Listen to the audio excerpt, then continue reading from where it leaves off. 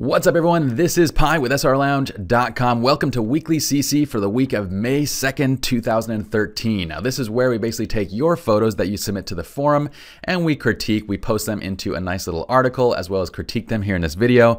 And we select one of you to win this nice little $50 gift card to the SLR Lounge store. Now, if you want to win, there are a couple rules. But to get to the Weekly CC forum or to get to the Constructive Critique forum, simply go to SLRLounge.com, go to the forum section right here. Once you click, it's going to take you over to this page. You're going to click into Constructive Critique, which will take you right here, and be sure to read the Constructive Critique rules before participating so everybody has wonderful critiquing etiquette. And just a quick note, if you're trying to win the $50 gift certificate, you do need to tell us how the shot was taken. So include lighting information, EXIF data, and so forth. So let's get started with this week's Weekly CC. All right, so we're going to jump into this first photo. This is by Munich Max, and it's he titled it Ponte dei Sospresi. I'm sure I killed that. But it was taken in Venice, and it was on a 50mm lens at f1.8, 1/200 of a second, ISO 200, edited in Lightroom with color effects and silver effects. Now let's check this out. He had one little comment with reference on the editing once the bridge was the way from the prison to the place where some prisoners were executed, so I wanted to give the image a threatening look. So that's good because it gives us a kind of sense of the type of image that he's trying to create. So, and I think it definitely does have that. And the reason why it has that kind of look in the production is not only is it black and white, but you've also produced it as kind of a low-key black and white. So we don't have really bright highlights and stuff like that. And it really lends itself to that kind of threatening look because it has that dark kind of environment to it. So this is a really great shot, nice symmetry. I like that the black and white kind of brings out the text or the texture in the stone and everything like that. It looks really great, and this is a nice little shot here. The only thing I'm kind of missing from this is if you didn't tell me that this was a prison, or if you didn't tell me kind of the context of this photo, there's really nothing in this story or nothing here in the shot that's kind of saying it's anything other than an architectural photograph. But still, at that, it's a nice architectural photograph, and that's it. So let's go on to the next image. This is Portrait of My Wife by Mo Photos. All right. He says, howdy everyone, take a look at the portrait of my wife on Easter. He says, I know that aperture was open too much because one eye is slightly out of focus. He's edited it many times and he wants to know which way is better. Sorry for the repost. All right, so checking out the EXIF, we have 1/2500 of a second, f1.6, ISO 100 on a 50mm 1.4. Now, one little thing that I like to do, Mo, on my 1.4, or we shoot on a 1.2, but really it's almost the exact same look that you get on the 1.4, is I generally don't shoot below 2.0. And at 2.0, you still get a beautiful buttery bokeh in the background, but it gives you a little bit more depth of field. It also gives you a much sharper image than shooting that close to wide open, because at wide open, it's really going to be quite soft, even in the areas that are sharp. So that's the thing that's noticeable. Now, if this shot were taken 5 feet back, you really wouldn't notice that one eye is out of focus but because it's so close, we can see it. And so it's a little bit on the distracting side because we see that part of her face is actually out of focus, part of it's in focus. Now, as far as the portrait itself, I noticed that down here, you actually did crop in a little bit to crop out the tree, and that's great. That's what I was gonna mention, is that this tree is taking up too much space in the image just because it's kind of, the texture is very visible and it's very much overpowering when you compare the size of the tree to the size of your subject. So I like that you cropped in. Now there's certain things that I would do as far as just kind of improving this shot as a portrait in general. And one is that I want to add like a little scrim. So just like the inside of a 5-in-1 reflector, you can use that to basically shear or to block off this highlight that's hitting your shoulder. We're also getting a little bit of spill onto her cheeks and kind of her lower jawline right here, because it's basically that light is hitting her shoulder and then reflecting upwards. So using that scrim to block the light will really help a lot. Using a silver reflector underneath to fill light back into the face and into the eyes, it's going to really amplify those catch lights and brighten up the eyes as well. The other thing, just from a cropping standpoint, we want to make sure that we're not cropping at joints and we have fingers that are kind of cropped off here. So I probably would kind of either shoot the entire hand or get the fingers out, one or the other.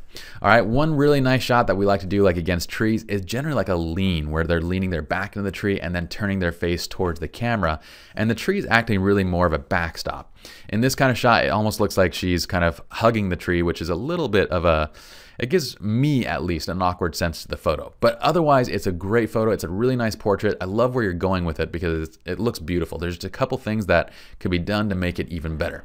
All right, so great job. Let's go on to the next image. This is from Image Plus Photography. It's shot at ISO 100 f2.8 1/2000th of a second at a 200mm lens. Looks like you're using the 7D with a Sigma 7200. So on your 7D, since it's a 1.6 crop factor, at 200mm, this is actually equivalent to a 320mm lens. So that's you're shooting it from quite a distance away. Now, this is a really lovely shot. I love that it's black and white. It really draws attention to kind of the lines and reflections that we see in the boat. Everything is great about the shot. The only thing that I'm missing is, once again, that sense of story. Just like how in that architectural shot, there's nothing here that's really telling me what we're really trying to capture. I mean, we see that this is a search and rescue type shot, but it'd be cool if we had that actual search and rescue team like outside tying up the boat or doing something, like getting home from a long day's work, something that kind of gives a sense of story to the image, because right now it's more of just a shot of a boat type thing. But I love the way it's shot. Great post-production. I think it looks awesome as a black and white. And yeah, that's it. So just kind of think about that when you're composing and you're taking the shot, is what kind of story or what are you trying to tell from that shot? All right, let's go on to the next image. This is the Louvre, and this was by Jack Chaskell. This is shot on a D3200 at 18:55, 1/100th of a second, f16, ISO 400. All critique is welcome. So this is a really nice shot of the Louvre, and I love basically what we're doing here is we're really emphasizing lines and kind of the texture and everything. For this kind of a shot, there's a couple things that I would do. One is this. I know you mentioned that you thought the sticker kind of added to the image. I'm going to be on the other side. Whoops, I bumped my mic. Hopefully you guys didn't hear that. But I'm going to be on the kind of the other side of this, where I really feel like the sticker and these scratch marks are detracting from what's being shown in the image.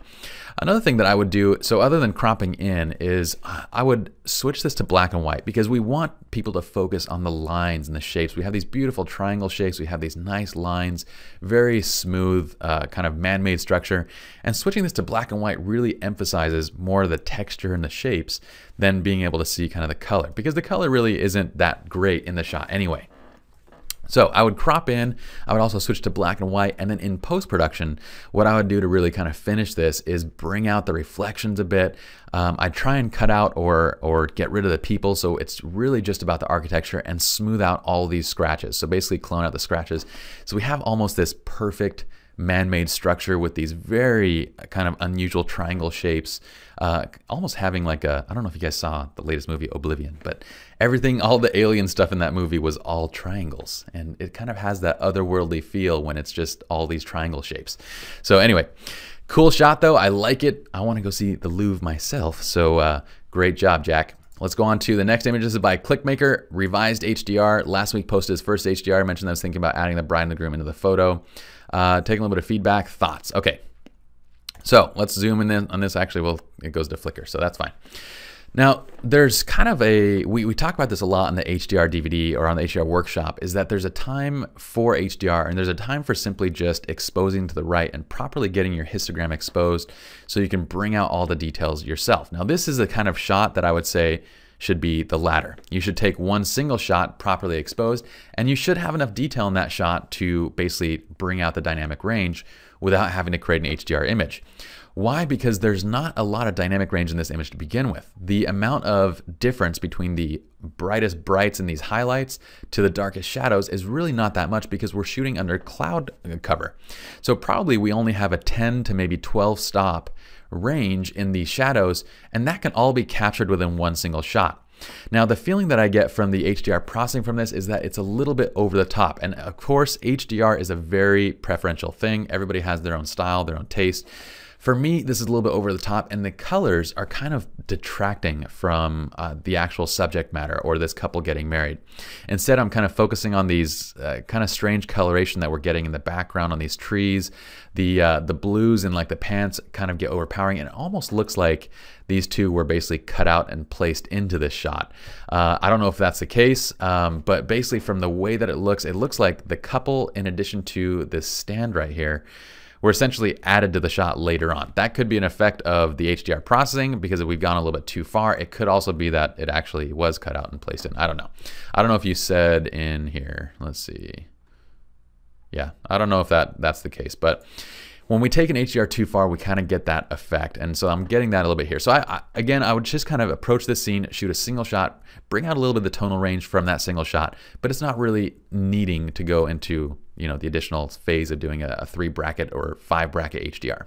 Also, just make sure that we have that quick and easy dust corrector inside of Lightroom 4 or Lightroom 5 if you're using it. So just clean up the dust flecks in the shot. Otherwise, really great shot, like it. Good job. Let's go on to the next one. This is by Dretket called Strobing the Whippet, and there's really actually nothing to critique about the shot. This is a beautiful shot from everything from the lighting all the way down to the post. Now it has kind of this slightly darker, low-key feeling to it because he hasn't produced, he or she, sorry, he hasn't produced these highlights, you know, to be pure whites basically, and that's great. I love the way it looks right now. By the way, the settings were 1/50th of a second, f8, ISO 800, flash was set to 1/16th power, shot on a D5100 on a 50mm 1.8G lens. This kind of a shot is incredibly difficult. I don't know what you basically did to make Lila stay there in that position. You used some treats, managed to get her to sit still. This is for someone that's shot animals before, I know how tough of a shot this is to get that animal to look directly into the light like this. And that is really just a feat all on its own. Now, other than that, it's a great composition. You've done a great job with the lighting. It has a lot of kind of drama and detail to it because we have this very directional lighting that's hitting the fur and creating a lot of texture and a lot of shadows, which is awesome. It looks great. The other thing that I love about this is in the post-production, you kind of manage to kind of bring out the color a little bit in this collar while muting all the other colors. And I think that looks great as well. It's not necessarily full selected color, but it has kind of that same feel. And in this shot, it works very, very well. So all around, this is just a really nice shot. So great job, Dretket. Let's go on to Mo Photos. Oh, this is a second one by Mo Photos. Usually I try and do only one from each person, but this one slipped through the cracks. So let's do it anyway. This is Style and Comfort. The reason why this kind of caught my eye, I don't think we have any information on how it was shot, but it caught my eye because basically with the exception of like this red cup and maybe the clothing, this crop and this angle is a very much something that you'd see in like a advertisement. It's a kind of that lifestyle advertisement that might be advertising a watch or maybe a, you know, it could be a drink if he's holding some sort of, you know, whatever it is, a mimosa or whatever he is. Do people drink mimosas? I think that's like a senior's drink. I don't know. I don't drink myself, so I really don't know the names of these things. Anyway, other than the clothing and stuff, this is the exact crop that you'd see in a shot like that. So when I saw this, I was like, oh man, that could be a lifestyle advertisement if the subject matter kind of fit what we're going for. So I really dig just basically what you're shooting in this shot because it's a great idea to shoot in on these details. Now, granted, the details in this photo aren't necessarily like we have these kind of Velcro sneakers and pants and stuff, and it's not necessarily telling the story that we want in this photo, but I'm just saying that you're doing a great job in cropping in, getting those details in these types of shots because these details tell a complete story in and of themselves. All right, so that's great, and I like it in black and white as well. The processing is nice. Let's go on to our winner for this week. This is by Hilly330. Congratulations, Dave. You win our $50 gift certificate, and this is a beautiful shot. Dave's been submitting to the forums for quite a while, and I love when people submit for a long time because you really see their work improve over time, and the Constructive Critique forum does a great job in helping people over time, not just because of the videos, but because of all the feedback you give each other. This is an amazing shot. I love it. I love the story that it's telling. I love the lighting, the post-production, the composition. Everything in this shot just works, and that's why we're selecting it for this week's winner.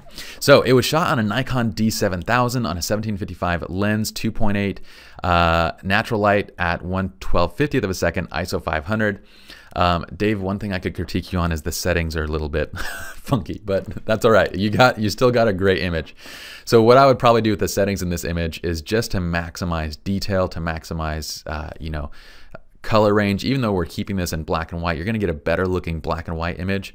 If you were to say drop this to 1/200th or 1/250th of a second and bring the ISO down as low as possible.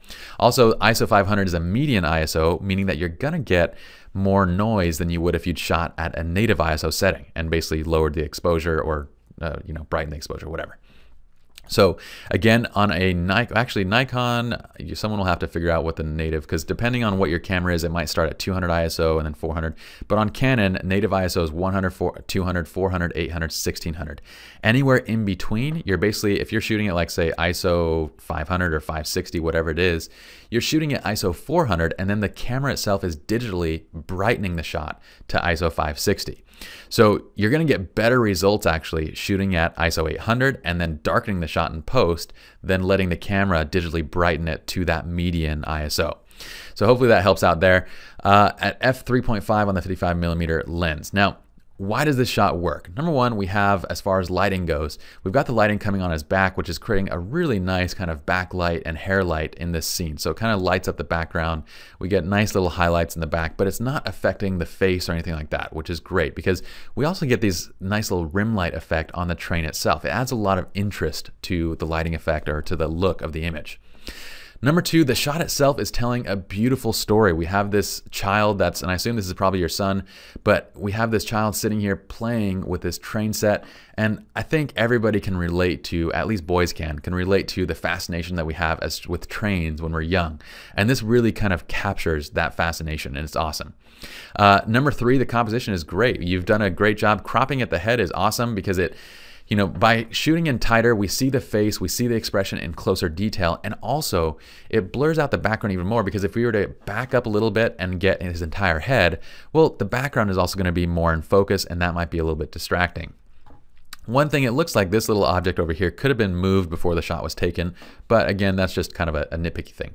So the composition, the lighting, everything, it does a great job in just telling this story, and switching it to black and white is kind of that final beautiful effect that that really just kind of ties in the whole story together. And at this point, we really don't know whether this image was shot, you know, yesterday or whether it was shot 30 years ago. So it's a really beautiful effect. That black and white gives it a very timeless look. And congratulations, because it's an awesome shot, Dave. That's it for this week's Weekly CC. Hope you all enjoyed, and we'll see you all in the next episode.